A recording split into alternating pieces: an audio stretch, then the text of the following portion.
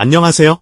윤석열이가 광복절 기념사에서 발표한 이른바 8.15 통일 독트린이 북한 김일성의 조국 통일 3대 혁명 역량 강화론을 표절한 것이 아니냐는 주장이 제기되며 파장이 일고 있습니다. 광복절 행사에 일본이 아닌 뜬금없이 북한 그리고 통일 타령을 하더니 정작 60년 전 김일성이 시도했던 통일 전략을 그대로 복붙해 가져오는 대놓고 종북 행위를 하지 않았느냐라는 파문입니다. 한편 해당 내용은 특히 가장 호전적인 대남적화 통일 노선으로 꼽힌 내용입니다.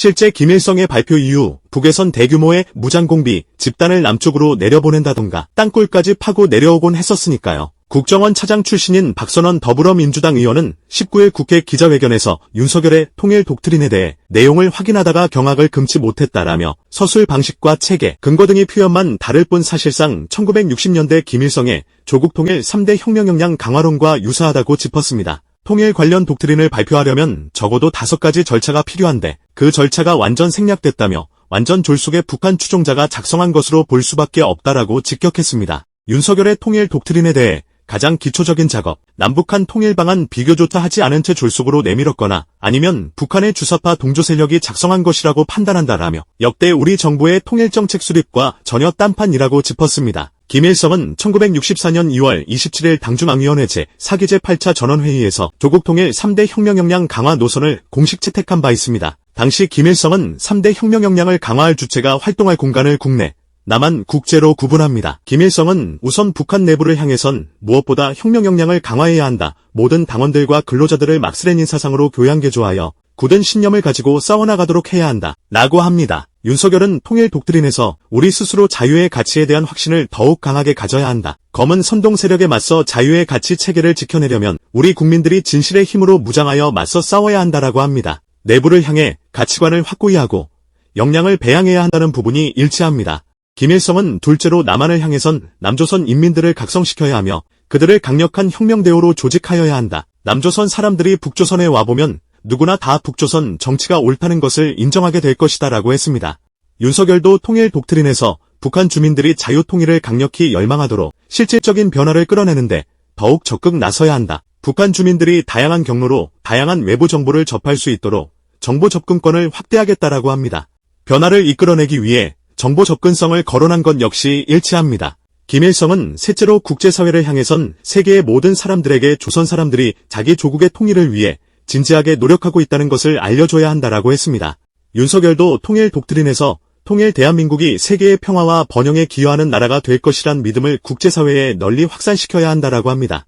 통일에 있어 국제사회와의 연대를 강조한 부분 역시 일치합니다. 이를 두고 박선원 의원은 모두 남한 내에서 혁명 세력을 결집시키는 계기를 마련코자 함이었다. 이제는 윤석열 정부가 김일성 따라하기에 나선 것이냐며 역대 남북한 양측의 공식적인 통일 방안과 정책 비교 검토 여부 새로운 독트린에 대한 기본 방향을 검토한 사람이 누구인지 통일부, 외교부, 국정원 등 주요 안보부처 장관 회의를 통해 검토됐는지 해당 경축서를 구술 청취하고 초안을 작성한 사람이 누구인지 해당 독트린에 대한 자문을 구한 사람이 누구인지 등을 공식적으로 물었습니다. 박선원 의원은 통일부 장관이 한 끼에 평균 314만 원씩 총 8,800여만 원을 밥값으로 쓴다는데 그 자리에서 만난 주체 철학자들에게 들은 내용인가라며 국제사회에서 협정이나 조약보다 일본의 마음이 중요하다는 김태효 차장이 북한의 마음을 얻기 위해 아이디어를 낸 것인가라고 직격했습니다. 그러면서 미국의 스파이, 일본의 밀정, 북한의 간첩이 설치는 대통령실은 아닌가라며 바로 오늘 윤 대통령은 을지 연습을 앞두고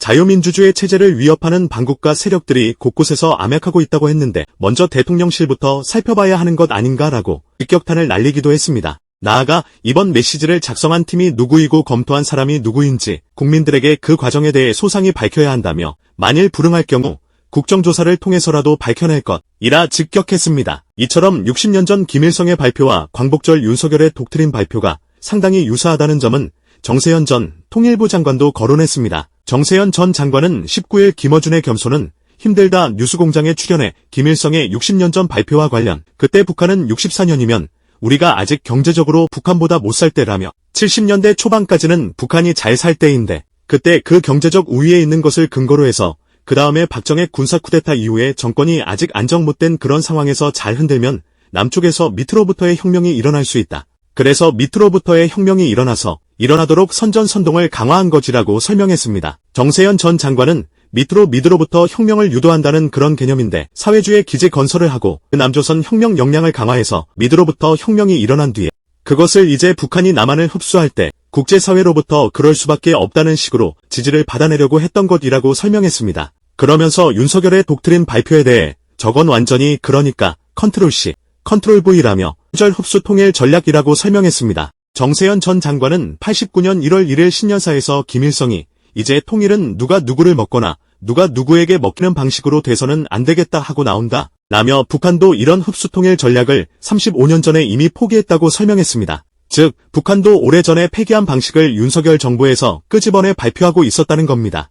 윤석열의 이번 발표에 있어 용화대나 학계에 포진해 있는 뉴라이트들의 입김이 들어갔을 것이라는 분석이 충분히 나올 만합니다. 실제 현 뉴라이트들 중엔 과거 주체 사상과 밀접한 관련을 맺기도 했던 주사파 출신들이 꽤나 많습니다. 지금은 이들이 북한 인권을 그토록 외쳐대며 극단적인 반복 행태를 보이고 친일 친미적 목소리 역시 앞장서 내고 있지만 정작 과거 주체 사상을 학습했던 그 잔재는 그대로 남아있을 거라는 점에서입니다. 극과 극은 통한다. 그런 법칙이 여기서도 적용되지 않겠습니까?